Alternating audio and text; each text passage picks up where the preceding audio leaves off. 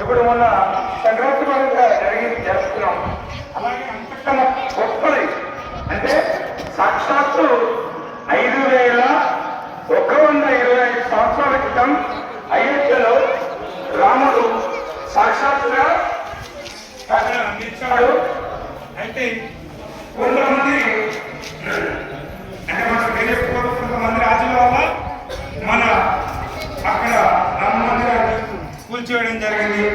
దాని తర్వాత మనమందరం అప్పటి నుంచి కొట్లాడుతూ మనందరం పుచ్చుకొని పూజించి మళ్ళీ రాముని ప్రాణ ప్రతిష్టాపన జరుగుతుంది. కాబట్టి ఈ సందర్భంగా ఈరోజు భక్తుల నుండి మధ్యాహ్నం 1 గంటల మధ్య మనకు దగ్గరలో ఉన్న ఏదైనా దేవాలయాలు చుట్టుపక్కల మన బంధువులతో అందరితో కలిసి భజన కీర్తనలు నిర్వహించుకున్నామని మనకు పెద్దల నుంచి పంపించినారు. కాబట్టి టెలివిజన్లలో కానీ డిజిటల్ స్క్రీన్ ఏర్పాటు చేస్తే అక్కడ బలరాముని మంత్ర విగ్రహం ప్రాణ ప్రతిష్టాపన లైవ్ ప్రోగ్రాం అంటే ప్రత్యక్ష ప్రసారాన్ని సామూహికంగా వీక్షించాలని చెప్తున్నారు.